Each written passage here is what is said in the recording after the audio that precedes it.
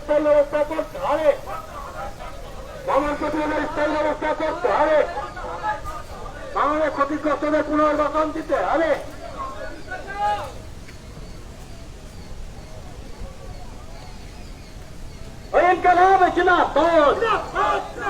গঙ্গা ভাঙনের পুনর্বাসন দিতে হবে। গঙ্গা ভাঙনের পুনর্বাসন দেওয়া হচ্ছে না কেন? রাজ্য সরকার কেন্দ্র সরকার জবাব দাও। বাণিজ্যিক জেনারেল ম্যানেজারকে ডেপুটেশনে দলে দলে যোগ দেন। মালদা মুর্শিদাবাদের ডেপুটেশনে দলে দলে যোগ দেন। গঙ্গা ভাঙন মানুষের স্থায়ী ব্যবস্থা হচ্ছে না কেন? মমতা সরকার জবাব দাও। মোদী মমতা তোর সরকার দূর হতো। এই ছাত্র মারার সরকার, এই কৃষক মারার সরকার, এই দ্রব্যমূল্য বৃদ্ধি হচ্ছে কেন? কেন্দ্র সরকার রাজ্য সরকার জবাব দাও।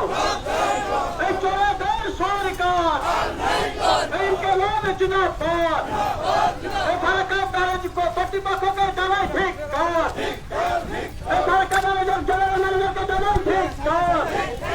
এই ফারাক্কা ব্যারেজের বাঁধ নির্মাণের কাজ হচ্ছে না কেন? মমতা জানাই জবাব দাও।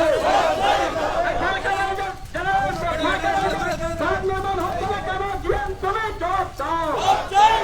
এই ইনকিলাব জিন্দাবাদ। মুর্শিদাবাদের গণপরিষদের দলে দলে যোগ দেন। এই ইনকিলাব জিন্দাবাদ। গাড়ি আছে।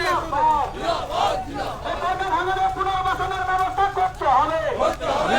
অবিলম্বে গঙ্গা ভাঙনের পুনর্ব্যবস্থা করতে হবে। এই গঙ্গা ভাঙনের পুনর্ব্যবস্থা হচ্ছে না কেন? রাজ্য সরকার কেন্দ্র সরকার জবাব দাও।